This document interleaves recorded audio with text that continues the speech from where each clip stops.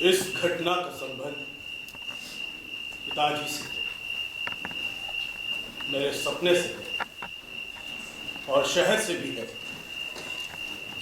शहर के प्रति जो जन्मजात भय होता है उससे भी।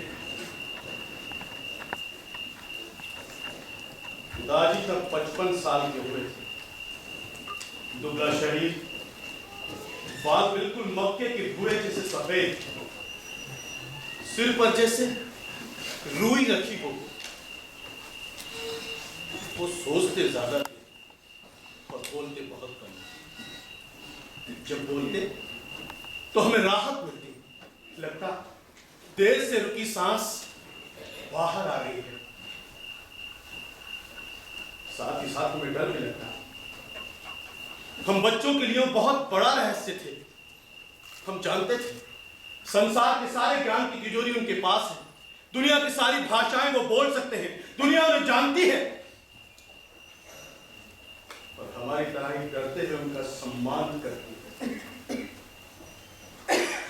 हमें उनकी संतान होने का गर्व था। कभी कभी वैसे ऐसा साल में एक आध बारी होता था कि पिताजी हमें अपने साथ शाम को टहलाने के लिए कहीं बाहर ले जाते। चलने से पहले वो मुंह में तंबाकू भर लेते थे। तंबाकू की वजह से वो बोल नहीं पाते, वो चुप रहते। और ये चुप्पी हमें बहुत गंभीर, गौरवशाली, आश्चर्यजनक और भारी भरकम लगती थी। छोटी बहन कभी रास्ते में उनसे कुछ पूछती तो फौरन मैं उसका जवाब देने की कोशिश करता ताकि पिताजी को बोलना ना पड़े।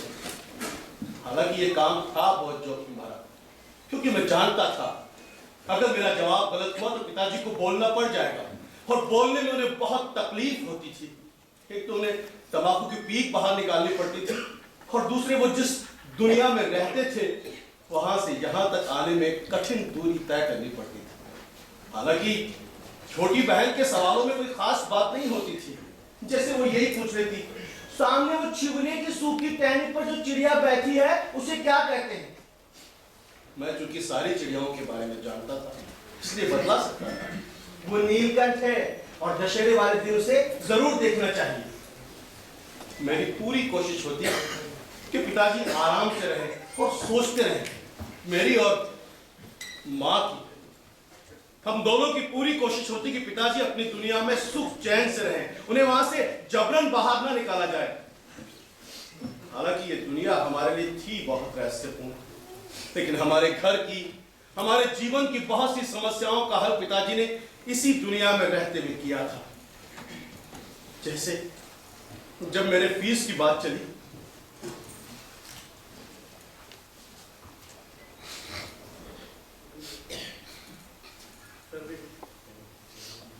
तो उस समय हमारे घर का आखिरी गिलास भी गुम गया था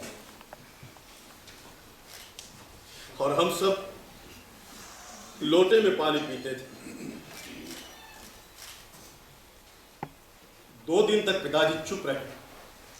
मां को भी शक हुआ कि शायद पिताजी फीस वाली बात भूल गए हैं या फिर उसका हल उनके वश में नहीं है। लेकिन तीसरे दिन पिताजी ने एक पत्र लिफाफे में डालकर मुझे दिया और शहर के डॉक्टर पंत के पास भेजा। मुझे बहुत आश्चर्य हुआ जब डॉक्टर ने मुझे शरबत पिलाया, अपने घर के भीतर ले जाकर अपने बेटे से मेरा परिचय करवाया और 100 के 3 नोट मेरे हाथ में दे दिए। हम पिताजी पर गर्व करते थे, उनसे प्यार करते थे और उनसे डरते थे। उनके होने का एहसास ऐसा था जैसे हम किसी किले में रह रहे हैं। एक ऐसा किला जिसकी बुर्जें बहुत ऊंची हो, जिसके चारों ओर नहरी गहरे खुदे हुई हो, जिसकी दीवारें लाल चट्टानों से बनी हुई हो, जो हर बाहरी हमले के सामने अभेद्य हो। पिताजी खूब मजबूत किला थे। उनके परकोटे पर हम सब कुछ भूलकर खेलते कूदते दौड़ते और रात को बहुत गहरी नींद आती मुझे।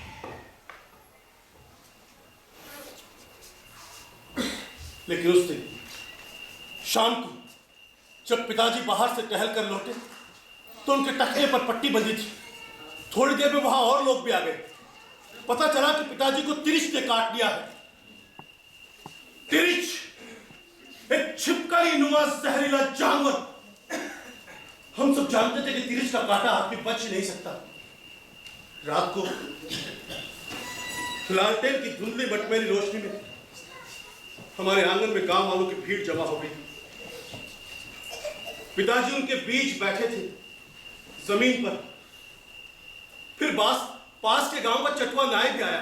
वो अरण के पत्ते और कंडे की राख से जहर उतारता था। तिरिच एक बार मैंने देखा था। तालाब के किनारे जो बड़ी बड़ी चट्टानों के ढेर थे जो दोपहर में बहुत गर्म हो जाते थे, उनमें से किसी एक चट्टान की दरार से निकलकर वो तालाब की ओर पानी पीने जा रहा था। थारू मेरे साथ था। उसने मुझे बताया वो तिरिच है, काले नाग से 100 गुना ज्यादा जहर होता है उसमें।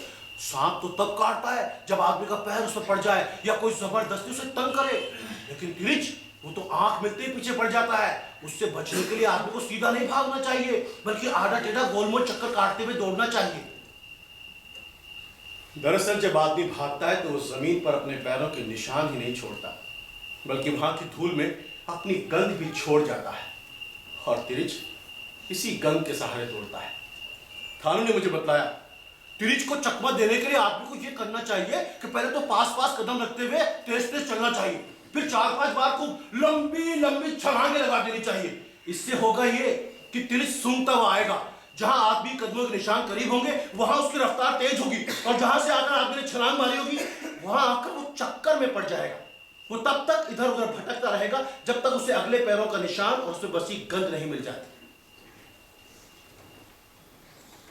हमें तिरिच के बारे में 2 बातें और पता थी। एक तो ये कि जब वो किसी को काटता है तो वहां से भागकर किसी जगह जाकर पेशाब करता है, उसमें लौट जाता है। अगर तिरिच ने ऐसा कर लिया तो फिर आदमी बच नहीं सकता। अगर उससे बचना है तो तिरिच के पेशाब में लौटने से पहले खुद किसी नदी, तालाब या कुएं में डुबकी लगा लेनी चाहिए या फिर तिरिच को मार डालना चाहिए। और दूसरी बात ये कि तिरिच आदमी को काटने के लिए तभी दौड़ता है जब उससे नजरें टकरा जाए। अगर उसको देखो तो उससे आंख मत मिलाओ। अगर एक बार उससे नजर टकरा गई तो फिर वो आदमी की गंध पहचान लेता है। फिर तो चाहे आदमी पूरी पृथ्वी का चक्कर ही क्यों ना लगा ले, तिरिच पीछे पीछे आता है।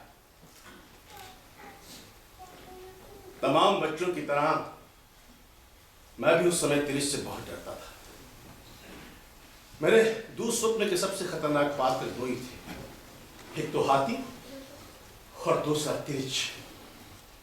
हाथी तो फिर भी दौड़ते दौड़ते थक जाता था और मैं किसी ऊंची जगह पर चढ़कर बच जाता था या हवा में उड़ने लगता था, लेकिन तिरिच, उसके सामने तो मैं किसी इंद्रजाल में बन जाता था। मैं अपने सपने के भीतर कहीं जा रहा होता तो अचानक वो मुझे दिख जाता। उसके दिखने की जगह तय नहीं थी। कोई जरूरी नहीं था कि वो चट्टान की दरार में, पुरानी इमारत के पिछवाड़े में या किसी झाड़ी में दिखे। वो मुझे बाजार में, सिनेमा हॉल में, किसी दुकान में या यहाँ मेरे कमरे में ही दिख सकता था। मैं सपने के भीतर कोशिश करता कि उससे नजरें ना मिलने पाए, लेकिन वो इतनी परिचित निगाहों से मुझे देखता था कि मैं अपने आप को रोक नहीं पाता था और बस नजरें मिलती उसकी आंख बदल जाती थी। वो दौड़ता था और मैं भागता था। भागते भागते मैं किसी ऊंची जगह पर चढ़ जाता, हवा में उड़ने लगता, 5-5 कदम रखकर लंबी लंबी छलांगे लगाने लगता। लेकिन मेरी हजारों कोशिशों के बावजूद वो चकमा नहीं खाता था। वो मुझे बहुत घाघ, समझदार, चतुर और खतरनाक लगता। उसकी आंखों में जो मेरे लिए परिचय की चमक थी, उसे देखकर मुझे लगता था कि वो मेरा ऐसा शत्रु है जिसे मेरे दिमाग में आने वाले हर विचार के बारे में पहले से पता है। मेरा सबसे खौफनाक, यातनादायक, भयाक्रांत और बेचैनी से भरा सपना यही था। मैं भागते भागते थक जाता, मेरे फेफड़े फूलने लगते, मैं पसीने से लथपथ होकर बेदम होने लगता। एक बहुत ही डरावनी और सुनकर डालने वाली मृत्यु मेरे बिल्कुल करीब आने लगती। मैं जोरों से चीखता, मां को, पिताजी को, खान को पुकारता। और फिर मुझे पता चल जाता कि ये सब सपना है। कि ये पता चल जाने के बावजूद मैं अच्छी तरह से जानता था कि मैं अपनी इस मृत्यु से बच नहीं सकता। मृत्यु नहीं, तिरिच द्वारा अपनी हत्या से। ऐसे में मैं सपने में ही कोशिश करता कि मैं किसी तरह से जाग जाऊं। मैं पूरी ताकत लगाकर सपने के भीतर आंखें फाड़ कर रोशनी को देखने की कोशिश करता, जोर जोर से कुछ बोलने लगता, और कई बार मैं जाग पाने में सफल भी हो जाता। मां बतलाती है कि मुझे सपने में बोलने और चीखने की आदत है। उन्होंने कई बार मुझे रोते हुए भी देखा था। ऐसे में उन्हें मुझे जगा डालना चाहिए था, लेकिन वो हर बार मेरा माथा सहलाकर मुझे रजाई से ढांप देती थी और मैं उसकी खौफनाक दुनिया में अकेला छोड़ दिया जाता था। अपनी मृत्यु बल्कि अपनी हत्या से बचने की कमजोर कोशिश में भागता, तोड़ता, चीखता।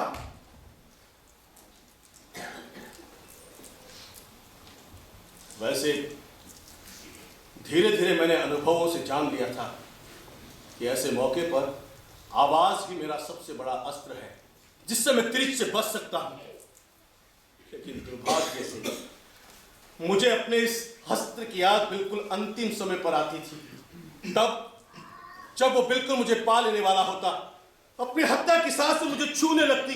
मौत के नशे से भरे एक निर्जीव लेकिन डरावने अंधेरे से मैं घिर जाता। लगता जैसे मेरे जीवन का अंत होने वाला है, और वो पल आ जाता जब वो बिल्कुल मुझे पा लेने वाला होता। इसी एक छोटे किंतु नाजुक से पल में मुझे अपने इस अस्त्र की याद आती और मैं जोर जोर से कुछ बोलने लगता, और अब अपनी इस आवाज के सहारे मैं सपने से बाहर आ जाता। मैं जाग जाता। मां पूछती थी कि मुझे क्या हो गया था। तब मेरे पास इतनी भाषा नहीं थी कि उन्हें एक एक बात सही सही तरीके से समझा पाऊं। अपनी इस असमर्थता को खूब जानता था, इसलिए एक अजीब से तनाव और बेचैनी से भर उठता था और हार कर यही कहता, बहुत डरावना सपना था मां। न जाने क्यों मुझे शक था कि पिताजी को उसी कृष्ण ने काटा है जिसे मैं जानता हूं, जो मेरे सपने में आता है। लेकिन एक अच्छी बात यह हुई थी कि जैसे ही वो कृष्ण पिताजी को काट कर भागा, पिताजी ने उसका पीछा किया और उसे मार डाला। यह तय है कि अगर पिताजी ने तुरंत ही उसे नहीं मारा होता तो वो पेशाब करके उसमें लौट जाता, फिर तो पिताजी किसी हाल में न बचते। यही वजह थी कि पिताजी को लेकर मुझे उतनी चिंता नहीं रह गई थी, बल्कि एक तरह की मुक्ति और खुशी का एहसास मेरे भीतर धीरे धीरे पैदा हो रहा था। एक तो ये कि पिताजी ने तुरंत ही तिरिश को मार डाला था, और दूसरा ये कि मेरा सबसे पुराना परिचित खतरनाक शत्रु आखिरकार मर चुका था, उसका वध हो चुका था। और अब मैं अपने सपने के भीतर कहीं भी बिना किसी खौफ के सीटी बजाता इधर उधर जा सकता था, घूम सकता था।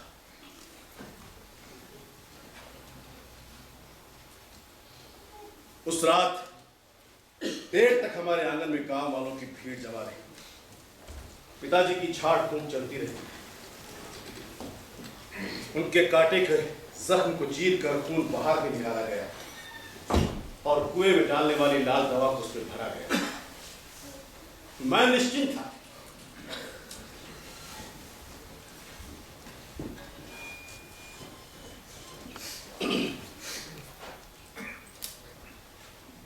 अगली सुबह पिताजी को शहर जाना था। अदालत में पेशी थी। उनके नाम का सम्मन आया था। हमारे गांव से लगभग 2 किलोमीटर दूर से गुजरने वाली सड़क से शहर जाने वाली बसें जाया करती थी। गनीमत है कि जब पिताजी शहर जाने वाली सड़क पर पहुंचे तो पास के गांव का शहर जाने वाला ट्रैक्टर उन्हें मिला।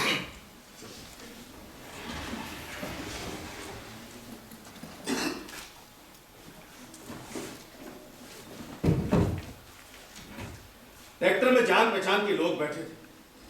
ट्रैक्टर 2-2.5 घंटे में शहर पहुंच जाने वाला था, यानी कि अदालत खुलने से काफी पहले। रास्ते में तिरिश की बात चली।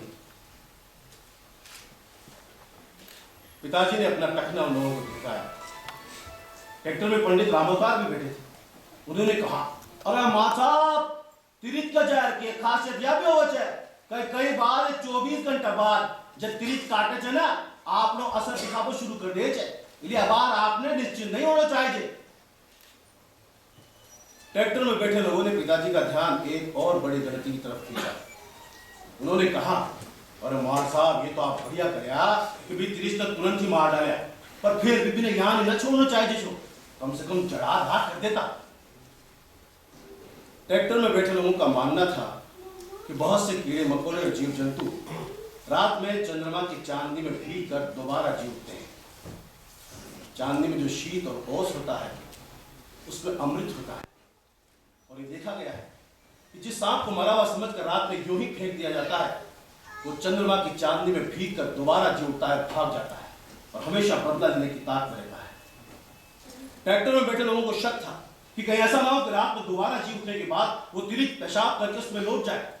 अगर ऐसा हुआ तो 24 घंटे बीतते बीतते उसका जानलेवा जहर पिताजी पर चढ़ना शुरू हो जाएगा। तो लोगों ने पिताजी को सलाह दी, गांव लौट जाना चाहिए और संयोग से उस तिरिश की लाश वहीं पड़ी हुई हो तो जलाकर राख कर देना चाहिए। लेकिन पिताजी ने उन्हें बताया कि पेशी कितनी जरूरी थी। ये तीसरा संबंध था, और अगर इस बार भी अदालत में हाजिर नहीं हुए तो गैर जमानती वारंट निकलने का डर था। पेशी भी हमारे उसी मकान को लेकर थी जिसमें हमारा परिवार रह रहा था, और पिछले 2 बार की पेशी में वकील को फीस भी नहीं दी जा सकी थी, और अगर कहीं उसने लापरवाही दिखला दी और जज सनक गया तो हमारी खुद की डिग्री भी करवा सकता था। विचित्र स्थिति कि अगर पिताजी उस तिरिश की लाश को जलाने के लिए वहीं से वापस गांव लौट आते हैं तो गैर जमानती वारंट के तहत गिरफ्तार कर लिए जाएंगे, हमारा घर हमसे छिन जाता, अदालत हमारे खिलाफ हो जाती। लेकिन वही पंडित रामोकार वैद्य भी थे। ज्योतिष पंचांग के अलावा उन्हें जड़ी बूटियों की भी बड़ी गहरी जानकारी थी। उन्होंने कहा, देखो भाई महाराज साहब, एक उपाय है जी का वजह से आप अदालत में हाजिर भी हो सको जो और 24 घंटा बाद तिरिश का जहर से बच भी सको जो। भाई चरक को निचोड़ इस सूत्र में चैक का विष की औषधि हो जाए, अगर कटल धतूरा का बीज मिल जावे ना तो मैं तिरिश का जहर की काट तैयार कर सकूं। अगले गांव सामतपुर में ट्रैक्टर रोक दिया गया और आखिरकार एक तेली के खेत से धतूरे के पौधे खोज निकाले गए। धतूरे के बीजों को पीस कर पुराने तांबे के सिक्के के साथ उबाल कर काढ़ा तैयार किया गया। काढ़ा बहुत कड़वा था, इसलिए उसे चाय में मिलाया गया और वो चाय पिताजी को पिला दी। सब लोग निश्चिंत थे। एक बहुत बड़े खतरे से पिताजी को निकालने की कोशिश की जा रही है।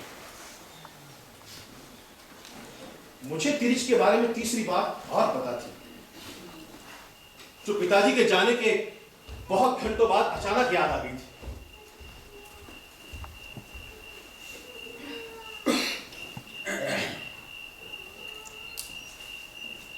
ये बात सांप की उस घटना से मिलती है जिसके फलस्वरूप आगे चलकर कैमरे का आविष्कार हुआ।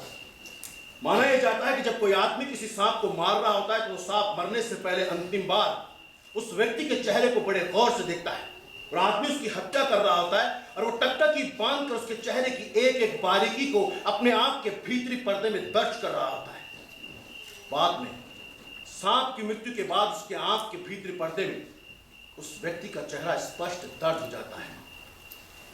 आदमी के जाने के बाद वहां कोई दूसरा सांप आकर उस मरे हुए सांप के आंख के भीतरी पर्दे में झांकता है और वहां वो हत्यारा पहचान लिया जाता है। सारे सांप उसे पहचानने लगते हैं और हमेशा बदला लेने की ताक में रहते हैं। मुझे शक था कि उस मरे हुए तिरिच की आंख के भीतरी पर्दे में पिताजी का चेहरा दर्ज हो गया होगा। कोई दूसरा तिरिच वहां आकर झांकेगा और वहां पिताजी पहचान लिए जाएंगे। ये बात जानकर मुझे अजीब सी बेचैनी हुई कि पिताजी ने यह सावधानी क्यों नहीं बरती। उन्हें तिरिच को मारने के साथ ही किसी पत्थर से उसकी दोनों आंखों को कुचल देना चाहिए था। लेकिन अब क्या हो सकता था? पिताजी शहर जा चुके थे और मेरे सामने उलझन और चुनौती यह थी कि गांव के पास फैले इतने बड़े जंगल में जहां उन्होंने तिरिच को मार कर छोड़ा था, वो जगह मैं खोज निकाली। मैं थानों के साथ बोतल में मिट्टी का तेल, दिया सराय और डंडा लेकर उस तिरिच की तलाश में भटकता रहा। मैं उसे जानता था, बहुत अच्छी तरह से जानता था। थानू निराश था। अचानक ही मुझे लगने लगा कि मैं इस जंगल को पहचानता हूं। एक एक पेड़ मेरा परिचित करने लगा। इसी जगह से सपने में कई बार उस दृश्य ने निकलकर मेरा पीछा किया था। मैंने थानू को बताया कि यहां से कितनी दूर दक्षिण में एक सकरा सा नाला बहता है, जहां बड़ी बड़ी चट्टानों के ढेर थे। वहां एक पुराना कीकर का पेड़ भी है, जिस पर बड़े बड़े शहद के छत्ते लगे हुए हैं, जिन्हें देखकर ऐसा लगता है कि वो कई शताब्दियों पुराने हैं। मैं उस भूरे रंग की चट्टान को भी जानता हूं, जो बरसात के नाले में आज ही डूबी रहती है, और जब बाहर निकलती है तो उसकी खो में कीचड़ भर आती है और तरह तरह की वनस्पतियां वहां उगाती है। उसी चट्टान की सबसे ऊपर वाले दरार में तिरिच बहता था। थानू से मेरी कल्पना मांग रहा था, लेकिन बहुत जल्दी हमें वो नाला मिल गया, वो कीकर का पेड़ भी और वो चट्टान भी। उस चट्टान से जरा हटकर तिरिच की लाश जमीन पर चित पड़ी हुई थी। मेरे भीतर हिंसा, उत्तेजना और खुशी की सनसनी दौड़ रही थी। मैंने और थानू ने बहुत से पत्ते और लकड़ियां इकट्ठी की, खूब सारा मिट्टी का तेल उसमें डाला और आग लगा दी। तिरिच उस आग में जल रहा था। उसके जलने की चिरायन गंध हवा में फैल रही थी। मेरा मन जोर से चिल्लाने को हुआ, लेकिन मैं डर गया कि ऐसा ना हो कि मैं जाग जाऊं और ये सब सपना न साबित हो जाए। मैंने थानू की तरफ देखा, वो रो रहा था। वो मेरा बहुत अच्छा दोस्त था। मेरे सपने में कई बार इसी जगह से निकलकर इस दृश्य ने मेरा पीछा किया था, लेकिन आश्चर्य की बात तो यह है कि उसके अड्डे को इतनी अच्छी तरह से जानने के बावजूद कभी दिन में मैंने आकर उसे मारने की कोई कोशिश नहीं की थी।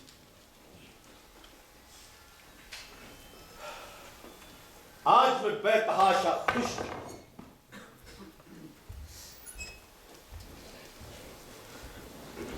पंडित रामोदास के अनुसार लगभग 9:45 बजे ट्रैक्टर ने शहर का चुंगी नाका पार किया। नाके का टोल टैक्स चुकाने के लिए उन्हें वहां कुछ देर रुकना भी पड़ा था। वहां पर ट्रैक्टर से उतरकर पिताजी पेशाब करने गए थे और लौटने पर उन्होंने शिकायत की थी कि उनका सिर कुछ घूम सा रहा है। तब तक पिताजी को धतूरे के बीजों का काढ़ा पिए लगभग 1.5 घंटा हो चुका है। ट्रैक्टर में बैठे 15 गांव के मास्टर नंदलाल का कहना था कि जब 10:05 के आसपास पिताजी को ट्रैक्टर ने मिनरवा टाकीज के पास वाले चौराहे पर सिंध वॉच कंपनी के ठीक सामने उतारा, तब उन्होंने कहा था कि उनका गला कुछ सूख सा रहा है और वो थोड़ा परेशान भी थे, क्योंकि अदालत जाने का रास्ता उन्हें मालूम नहीं था और शहर के लोगों से कहीं पूछ कर जाने में उन्हें बड़ी तकलीफ होती थी।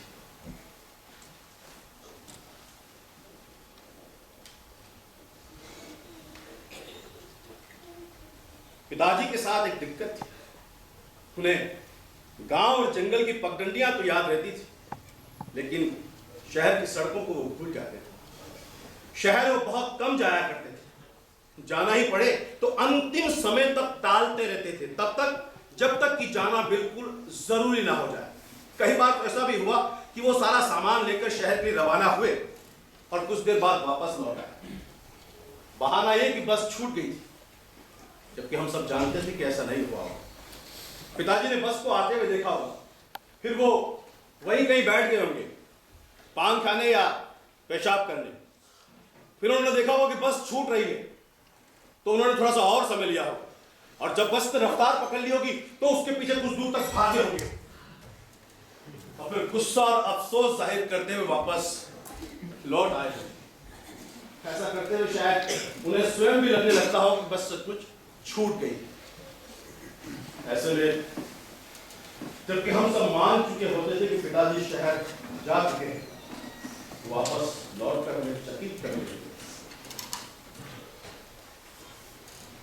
ट्रैक्टर से मिनरवा टाकीज के पास वाले चौराहे पर सिंध वॉच कंपनी के बिल्कुल सामने लगभग 10:10 उतरने से लेकर शाम 6 बजे तक पिताजी के साथ शहर में जो कुछ भी हुआ उसका सिर्फ एक धुंधला सा अनुमान ही लगाया जा सकता है। ये जानकारियां भी बाद में कुछ लोगों से बातचीत और पूछताछ के बाद मिली है। कोई भी घटना अगर आकस्मिक या अस्वाभाविक तरीके से हो जाती है तो ऐसी जानकारियां मिल ही जाती है। उस दिन बुधवार 17 मई 1972 सुबह 10:10 से लेकर शाम 6 बजे तक लगभग पौने 8 घंटों में पिताजी शहर में कहां गए, कहां उनके साथ क्या क्या हुआ, उसका बिल्कुल सही और विस्तृत ब्यौरा मिलना तो मुश्किल है। जो सूचना और जानकारियां बाद में मिली उसके जरिए उन घटनाओं का सिर्फ अनुमान ही लगाया जा सकता है। जैसा कि परला गांव के मास्टर नंदलाल ने बताया था कि जब बिलवा टाकिज के पास वाले चौराहे पर 10:10 पर पिताजी को उतारा गया तब उन्होंने कहा था कि गला कुछ सूख सा रहा। इससे पहले शहर का चुंगी नाका पार करते हुए उन्होंने कहा था कि उनका सिर कुछ घूम सा रहा है। इसका मतलब यह हुआ कि पिताजी पर धतूरे के बीजों के काढ़े ने अपना असर दिखाना शुरू कर दिया था। और वैसे भी शहर पहुंचने तक उन्हें धतूरे के बीजों का काढ़ा पिए हुए लगभग 2 घंटे हो चुके थे।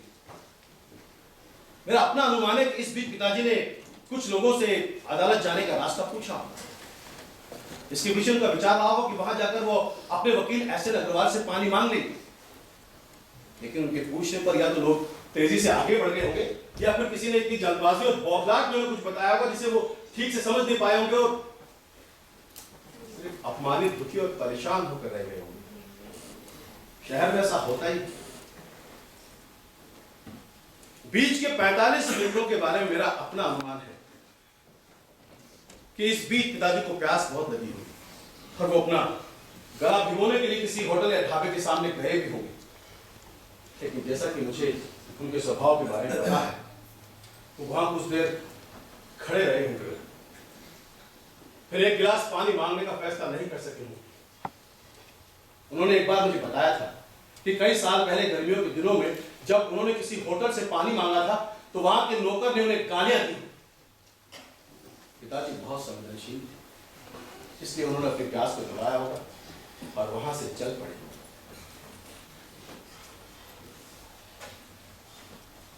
बीच के 45 मिनटों के बारे में मेरा अपना अंदाजा है कि इस बीच पिताजी पर धतूरे के बीजों के काढ़े का असर काफी बढ़ चुका था। हो सकता है कि एक आध बार उन्हें चक्कर भी आया हो और वो लड़खड़ाए भी।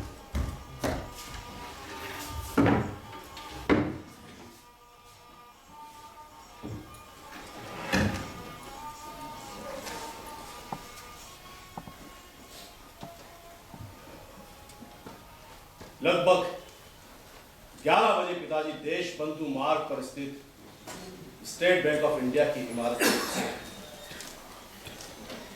तो वहां क्यों गए इसकी वजह ठीक कुछ समझ में नहीं आया। कि हाँ, हमारे गांव का रमेश दत्त भूमि विकास सहकारी बैंक में क्लर्क है। हो सकता है पिताजी के दिमाग में सिर्फ बैंक रहा हो और देश बंधु मार्ग से गुजरते हुए उन्होंने स्टेट बैंक लिखा देखा हो, उधर घूम गए। उन्होंने अब तक पानी नहीं पिया था, इसलिए उन्होंने सोचा होगा कि वो रमेश दत्त से पानी भी मांग लेंगे, अदालत जाने का रास्ता भी पूछ लेंगे और बता सकेंगे कि उनका सिर कुछ घूम सा रहा है और यह भी कि कल शाम उन्हें तिरिश ने काट लिया था।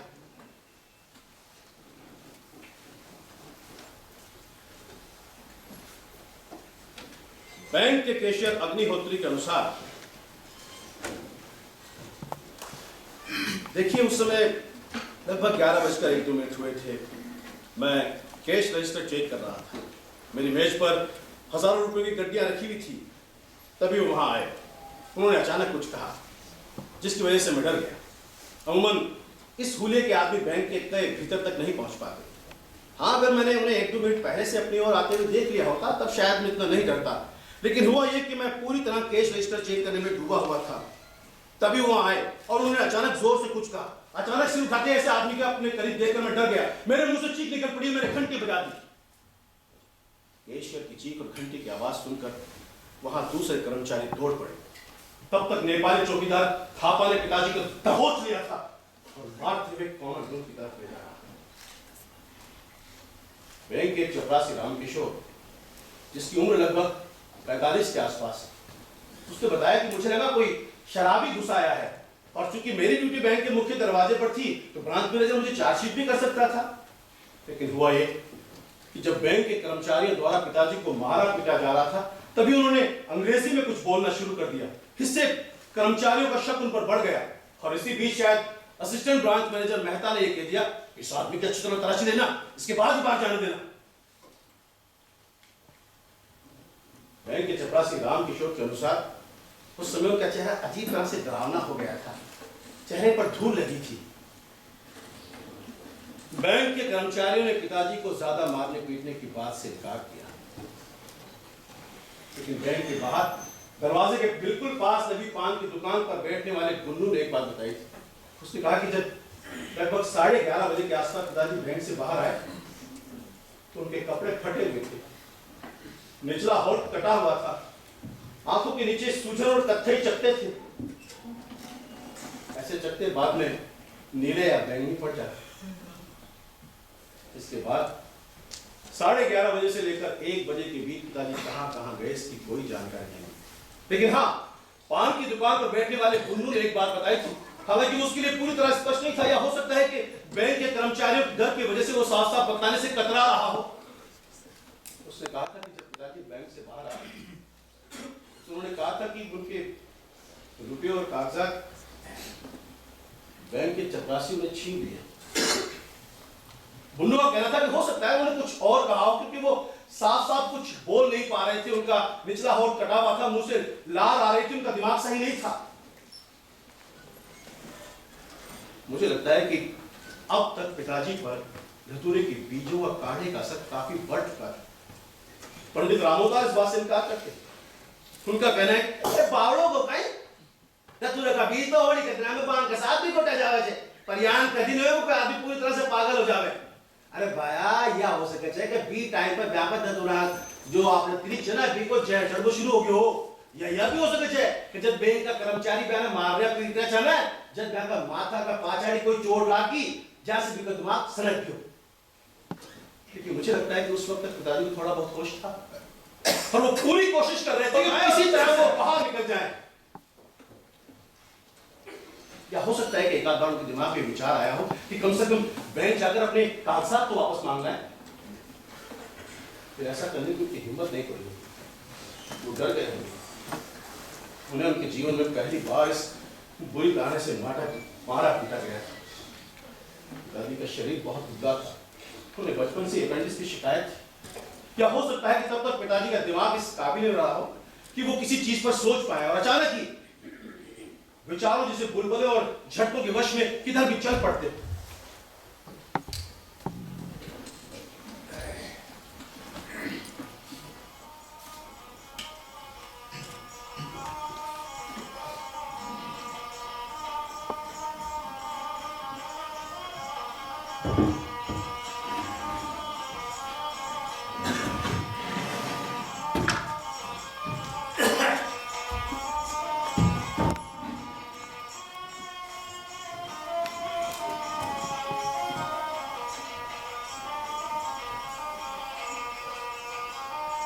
लगभग 1:15 बजे पिताजी शहर के पुलिस थाना पहुंचे। थाना शहर के बाहर सर्किट हाउस के पास बने विजय स्तंभ के पास।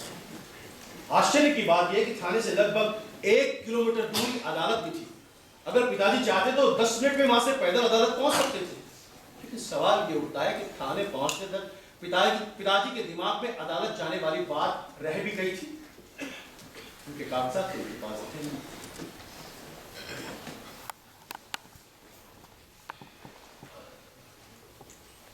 थाने के एसएचओ राघवेंद्र प्रताप सिंह के अनुसार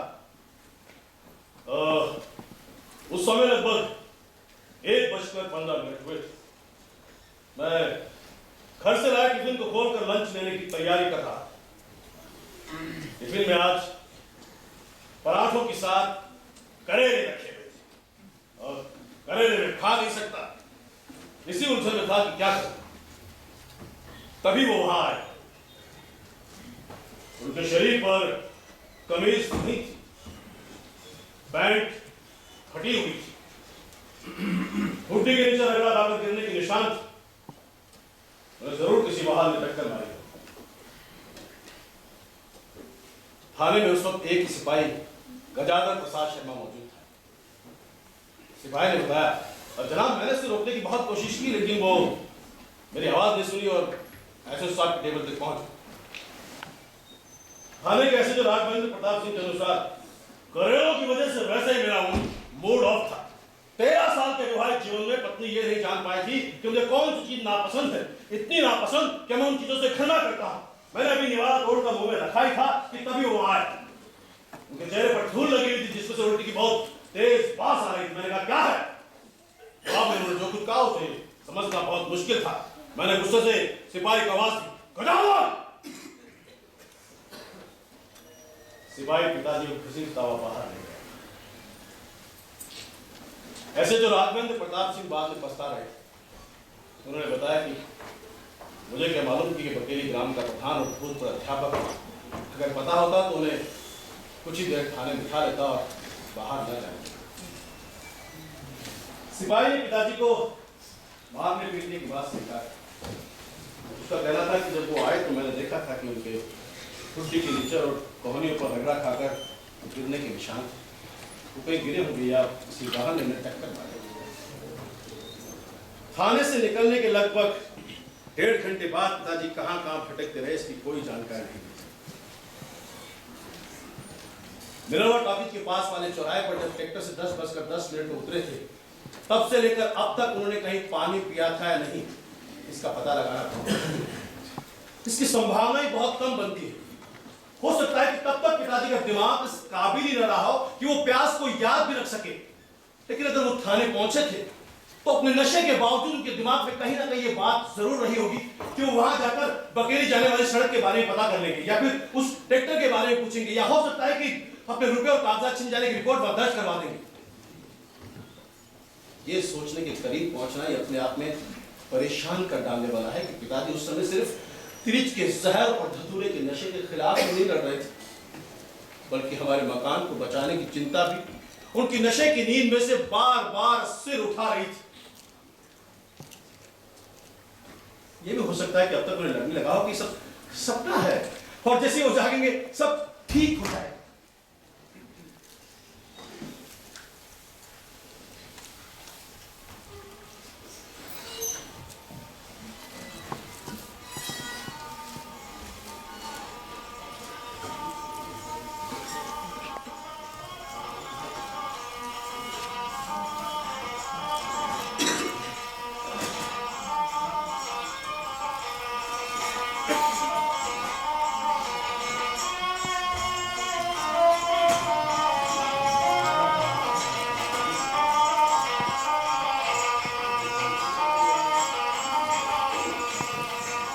लगभग 2:15 बजे के आसपास पिताजी को शहर के बाहर उत्तरी छोर पर बसी सबसे संपन्न कॉलोनी इतवारी कॉलोनी में घसीटते हुए देखा गया। ये कॉलोनी सर्राफा के बड़े जौहरियों, पीडब्ल्यूडी के बड़े ठेकेदारों और रिटायर्ड अफसरों की कॉलोनी। कुछ समृद्ध पत्रकार और कवि भी वहां रहते थे। जिन लोगों ने वहां पिताजी को देखा, उन्होंने बताया कि उस समय उनके शरीर पर सिर्फ एक पट्टेदार जांघिया बचा था। जिन लोगों ने भी देखा उनका कहना था कि वो शायद पागल थे। कुछ लोगों ने बताया कि बीच बीच में वो अनशन गालियां भी देने लगते थे।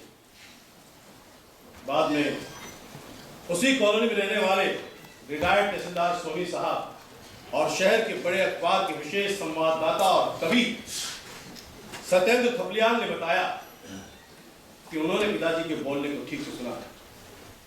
देखो मित्र, ऐसा है कि वो उस वक्त गालियां नहीं पकड़े थे, बल्कि वो कह रहे थे, मैं Ram Swagat Prasad, ex school headmaster and village head of Gram Bakeli. कवि और पत्रकार थपलियाल साहब ने दुख जाहिर किया। दरअसल उसी समय उन्हें अमेरिकी दूतावास की एक खास पार्टी में संगीत सुनने दिल्ली जाना था, इसलिए जल्दबाजी में वो चले गए। हाँ, रिटायर्ड तहसीलदार सोनी साहब ने बताया, मुझे उस आदमी को बहुत तरस आया और मैंने लड़कों को डांटा भी, लेकिन फिर कुछ लड़कों ने मुझे बताया कि ये राम रतन सर्राफ और उसकी पत्नी और उसकी साली पर हमला करने वाला था। फिर मुझे भी लगा कि हो सकता है कोई आतंकवादी और बचने के लिए पागल होने का नाटक कर रहा हो। बाद में लड़के इतने बीच बीच में तंग करने लगते थे और पिताजी बोलते थे, मैं राम स्वयं प्रसाद, एक स्कूल मास्टर एंड विलेज और ग्राम प्रकारी।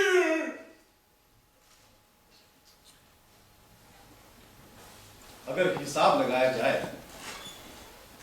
तो ट्रैक्टर से मिनर्वा टाकीज के पास वाले चौराहे पर, जहां पिताजी सुबह 10:10 को उतरे थे, वहां से लेकर देश बंधु मार्ग का स्टेट बैंक, फिर विजय स्तंभ के पास का पुलिस थाना, और अब शहर के बाहर उत्तरी छोर पर बसी इतवारी कॉलोनी को मिलाकर पिताजी अब तक 30 से 32 किलोमीटर तक की दूरी भटक चुकी है। ये जगह ऐसी है जो एक ही दिशा में नहीं है। इसका मतलब यह हो कि पिताजी का दिमाग ठीक ठाक कुछ काम नहीं कर रहा था, वो अचानक ही किधर भी चल पड़ते थे। जहां तक सराफ की पत्नी और साली पर उनका हमला करने की बात है, जिसे सोनी साहब ठीक मानते हैं, मेरा अपना मानना है कि पिताजी उन औरतों के पास या तो पानी मांगने गए होंगे या बकेली जाने वाली सड़क के बारे में पूछने। उस एक पल के लिए पिताजी को थोड़ा बहुत होश था, लेकिन इस गोली के आदमी को अपना इतना करीब देखकर वो औरतें डरकर चीखने लगी होंगी। ऐसे पिताजी की दाहिनी आंख के ऊपर बाहों पर जो चोट लगी थी और जिससे खून विस्कर उनकी आंख में आ रहा था, वो चोट उन्हें इतवारी कॉलोनी में ही लगी थी। क्योंकि बाद में कुछ लोगों ने बताया कि लड़के बीच बीच में उन्हें ढेले भी मार रहे थे।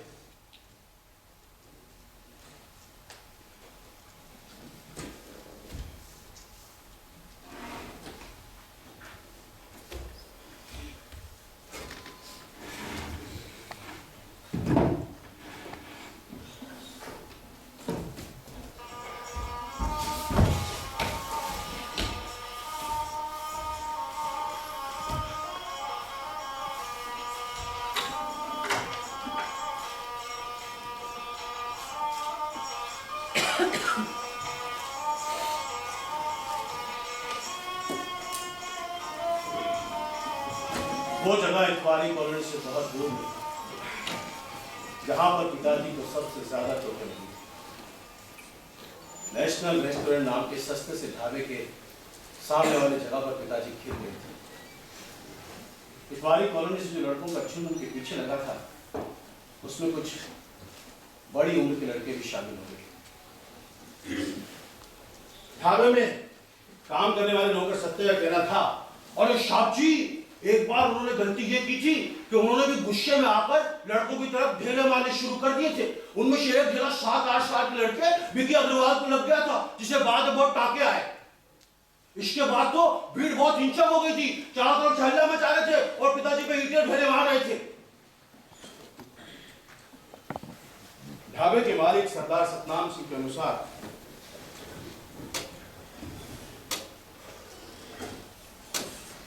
उस समय उनके शरीर पर सिर्फ एक चड्ढी बची थी। दुबले शरीर पर हड्डियां और छाती के सफेद बाल दिख रहे थे। होठ के नीचे से आंख के ऊपर से खून आ रहा था। पूरा शरीर मिट्टी और धूल से बिखरा हुआ था। सिर के सफेद बाल बिखर गए थे।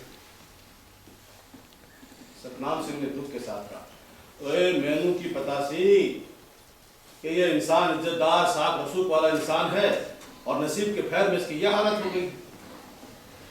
ढाबे में कप प्लेट धोने वाले नौकर हरी का कहना था कि पिताजी बीच बीच में खुद भी पत्थर मारने लगते थे और अनशन गालियां देने लगते थे। आओ एक एक को मार डालूंगा मैं, तुम्हारी तो मौगी। मुझे संदेह है कि पिताजी ने कोई गाली दी हो। हमने कभी भी उन्हें गाली देते नहीं सुना था। मैं पूरे विश्वास के साथ कह सकता हूं, क्योंकि मैं पिताजी को बहुत अच्छी तरह से जानता हूं कि अब तक पिताजी को लगने लगा होगा कि सब सपना है। उन्हें ये सारी घटनाएं ऊट जरूर, ऊट पटांग और बेमतलब लगने लगी होगी। उन्होंने सोचा वो क्या बकवास है। वो तो गांव से शहर आए नहीं, उन्हें किसी तिरिश ने नहीं काटा, बल्कि तिरिश तो होता ही नहीं, एक मनगढ़ंत और अंधविश्वास है। और धतूरे के बीजों में काढ़ा पीने वाली बात को हास्यास्पद, वो भी एक तेली के खेत से धतूरे का पौधा खोजकर। उन्होंने सोचा होगा कि भला उन्हें अदालत जाने की क्या जरूरत, उन पर कोई मुकदमा क्यों चलेगा। मैं जानता हूं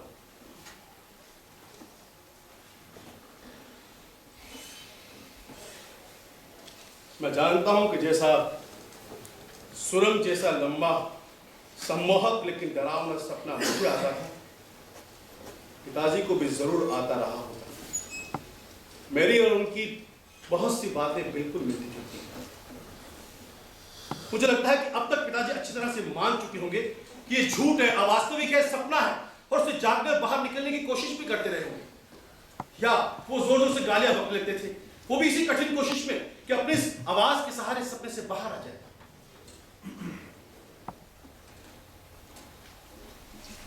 सरदार सतनाम सिंह और दूसरे नौकरों के अनुसार उस जगह पर पिताजी को काफी चोटें आई।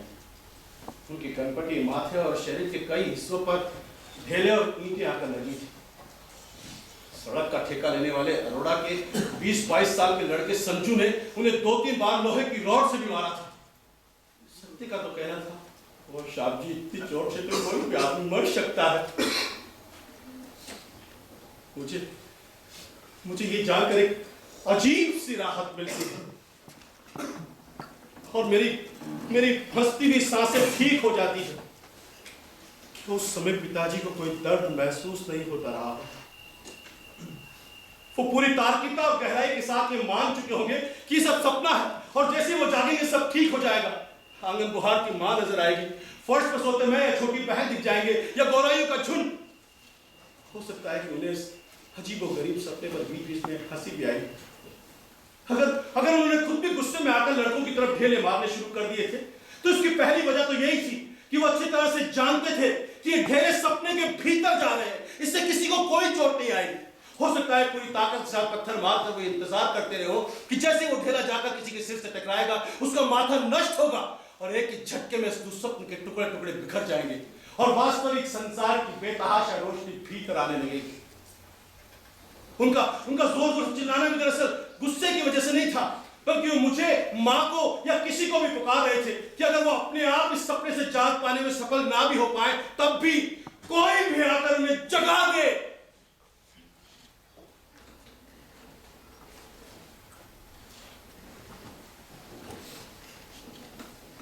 एक सबसे बड़ी विडंबना इसी बीच हुई। हमारी ग्राम पंचायत के सरपंच और पिताजी के बचपन के पुराने दोस्त पंडित कंधई राम तिवारी लगभग 3:30 बजे के आसपास नेशनल रेस्टोरेंट के सामने से गुजरे थे। वो रिक्शे पर थे। उन्हें अगले चौराहे से बस पकड़कर गांव लौटना था। उन्होंने ढाबे के सामने लगी भीड़ को देखा भी और उनकी इच्छा भी हुई कि वहां जाकर देखे कि आखिर मामला क्या है। उन्होंने रिक्शा रुकवा भी लिया, लेकिन उनके पूछने पर कुछ लोगों ने बताया कि कोई पाकिस्तानी जासूस पकड़ा गया है जो पानी की टंकी में जहर डालने जा रहा था। तभी उन्हें गांव जाने वाली बस आती दिखाई दी और उन्होंने जल्दी जल्दी रिक्शा आगे बढ़ाने के लिए कह दिया।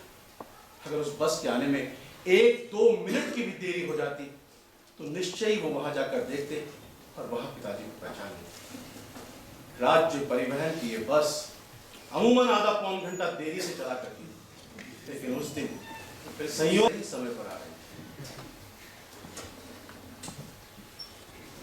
सरदार सतनाम सिंह के अनुसार वो भीड़ वहां से तब हटी और लोग निकल निकल हुए जब बहुत देर तक पिताजी जमीन से उठे नहीं। एक बड़ा सा ढेला आकर उनकी कनपटी पर लगा था। उनके मुंह से खून आना शुरू हो गया था। जब काफी देर तक पिताजी जमीन से नहीं उठे तब भीड़ में से किसी ने कहा, ओए, लगता है वो मर गया। भीड़ के वहां से हटने के बाद भी जब 10-15 मिनट तक पिताजी नहीं उठे तो सतनाम सिंह ने सत्य से कहा कि जरा पानी की छींटे डालकर देखो, हो सकता है बेहोश हो तो उठ जाए। लेकिन सत्य पुलिस की वजह से कर रहा है। बाद में सतनाम सिंह ने खुद एक पानी की बाल्टी ली और दूर से पिताजी पर फेंक दी। दूर से पानी फेंकने की वजह से जमीन की मिट्टी गीली होकर उनके शरीर से निथर गई थी। सतनाम सिंह का कहना है कि 5 बजे तक पिताजी वहीं पड़े रहे, तब तक पुलिस नहीं आई। फिर उसे भी लगा कहीं गवाही और पंचनामे के चक्कर में ना पड़ना पड़े, इसलिए उसने ढाबा बंद किया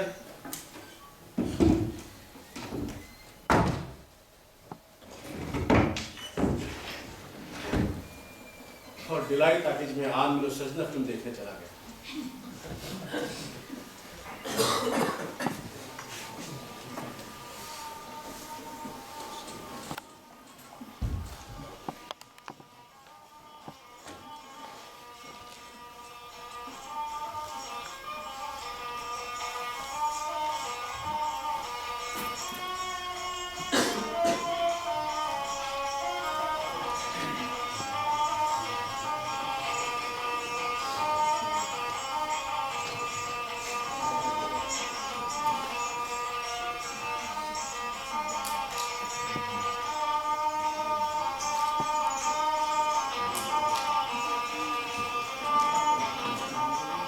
लगभग 6 बजे पिताजी ने सिविल लाइंस की सड़क की पटरियों पर एक कतार में बनी मोचियों की दुकानों में से एक दुकान गणेशवा की गुमटी में अपना सिर घुसेड़ा था।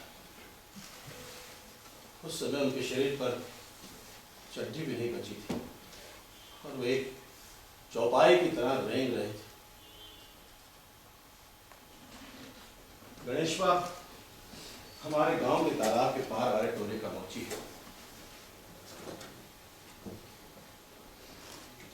उसने बताया, ओ जी, मैं अचानक डर गया। उनका चेहरा चिढ़ाई में नहीं आता था, धूल और मिट्टी से लिथड़े हुए थे। मैं अचानक बाहर निकल आया, मैंने जोर जोर से चीखना शुरू कर दिया। गणेशवा की चीख सुनकर वहां दूसरे मोची और कई लोग इकट्ठा हो गए।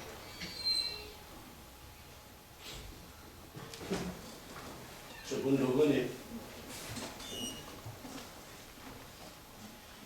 गणेशवा की गुमटी के भीतर झांका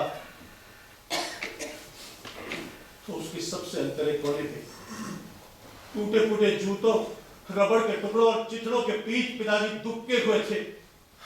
उनकी सांसें थोड़ी बहुत चल रही थी। ये वहां से घसीट कर बाहर निकाला गया। तभी गणेशवा ने पहचान लिया और उसने आवाज लगाई, मां साहब, मां साहब, मां साहब। पिताजी कुछ बोल नहीं पा रहे थे। कुछ देर बाद उन्होंने कहा,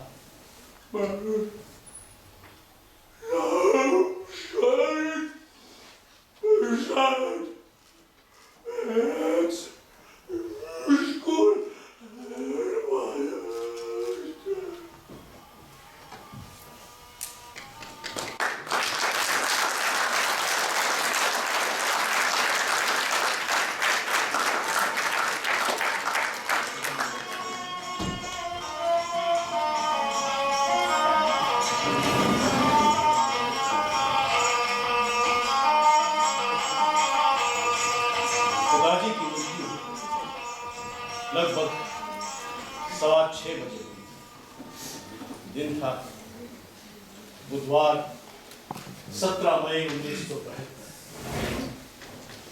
ठीक 24 घंटे पहले इसी समय पिताजी को जंगल में त्रिश ने काटा। क्या 24 घंटे पहले पिताजी इन घटनाओं और इस मृत्यु का अनुमान कर सकते थे? पुलिस ने पिताजी के शव को मुर्दाघर में रखवा दिया। पोस्टमार्टम की रिपोर्ट के अनुसार उनके शरीर की हड्डियों में कई जगह फ्रैक्चर था। दाहिनी आंख पूरी तरह फूट चुकी थी, कॉलर बोन टूट चुका था।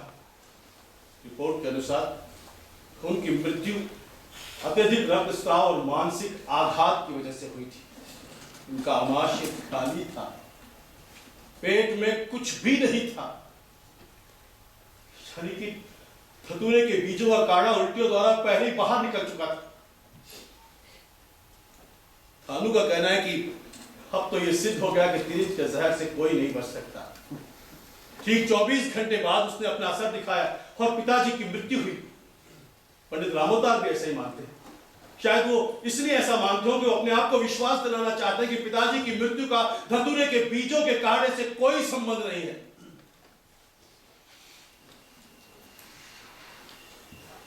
लेकिन मैं अपने सपने के बारे में बताना चाहता हूं, जो अक्सर हो जाता है। वो यूं है कि मैं खेतों की पगडंडियों और जंगल की पगडंडियों को पार करता हुआ जंगल में पहुंच गया हूं। मैं उस रक्षा नाले को देखता हूं। वो कीकर का पेड़ वहीं उसी जगह पर है। मैं उस भूरी रंग की चट्टान को भी पहचानता हूं। उस चट्टान से जरा हटकर उस तिरिच की लाश जमीन पर चित पड़ी है। एक खुशी मुझे अपने घेरे में ले लेती है। मैं एक पत्थर लेकर उसकी आंखों को कुचलने लगता हूँ। थानू मेरे पास बोतल में मिट्टी का तेल दिया सराय और डंडा लेकर खड़ा हुआ है। अचानक मुझे लगता है कि मैं उस चट्टान पर नहीं हूँ, बल्कि मैं यहाँ शहर में हूँ। मेरे कपड़े बहुत ही मेले फटे और चिथड़े जैसे हो गए। मेरे गालों की हड्डियां निकल आई है। मुझे बहुत तेज प्यास लगी है। मैं मकेरी जाने वाली सड़क के बारे में पूछना चाहता हूँ। मैं जोरों से चीखता हूँ। अचानक मुझे एक शोर सुनाई देता है। हजारों की भीड़। वो आवाज लगता है मुझे बिल्कुल पा लेने वाली होती है। मेरी हत्या की सांसें मुझे छूने लगती है। मौत के नशे से भरे एक निर्जीव लेकिन डरावने अंधेरे से मैं गिर जाता हूँ। लगता है जैसे मेरे जीवन का अंत होने वाला है और वो पला जाता। मैं पास कदम रख के लंबी छलांगे लगता, दूर भागता, लेकिन वो पला जाता। जब वो बिल्कुल मुझे पा लेने वाला था, माँ मुझे बाहर से झांकती है, मेरा माथा से लेकर मुझे रजाई से ढांप देती है और मैं उसी को अपना दुनिया में अकेला छोड़ दिया जाता हूँ। अपनी हत्या बल्कि अपनी मृत्यु से बचने की कमजोर कोशिश में भागता, दौड़ता, चीखता। मैं बार ये पूछना चाहता हूँ और यही सवाल मुझे बार परेशान करता है।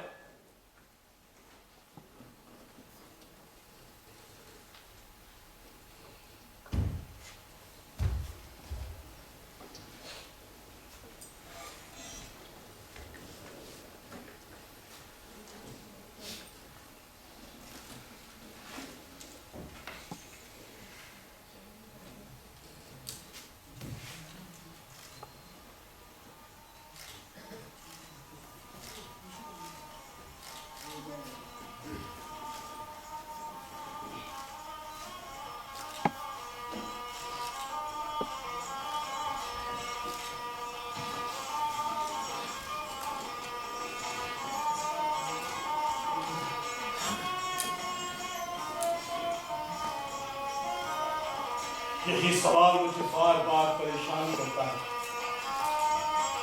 कि आखिर अब मुझे तिरिच का सपना क्यों नहीं आता।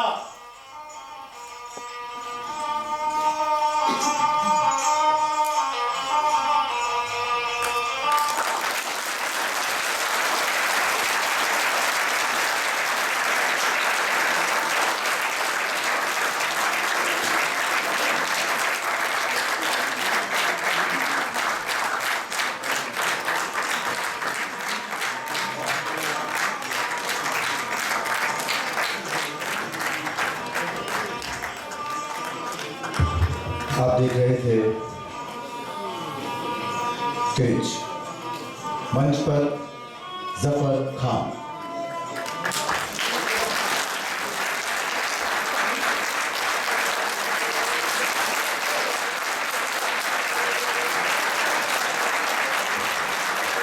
लेखक उदय प्रकाश, डायरेक्टेड बाय अभिषेक गोस्वामी।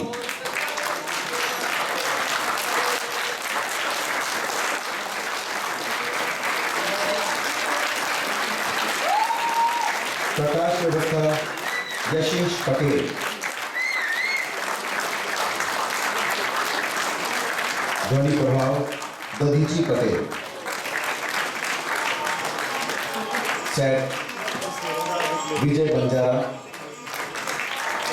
केवल और मोहित। यदि आप इस प्ले के निर्देशक अभिषेक गोस्वामी से इस प्ले के संबंध में कुछ सवाल करना चाहते हैं तो आपका स्वागत है।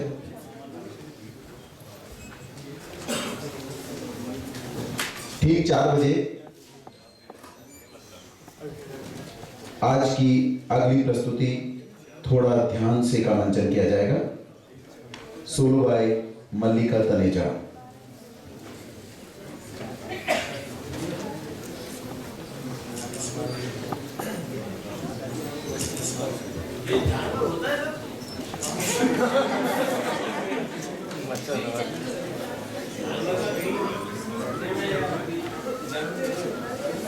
इसका जवाब तो ऑडियंस से ज़्यादा बेहतर है, क्योंकि जो शायद गांव में कभी रहे होंगे वो जानते हैं कि राजस्थान में गोहिरा नाम का एक जानवर होता है। तो ये तिरिच जो है मध्य प्रदेश में या उस भाषा में छत्तीसगढ़ के आसपास की जो भाषा है उसमें गोयरे को तिरिच कहा है। तो अब शायद आपको मुझे लगता है कि पूरा प्ले क्लियर हो गया।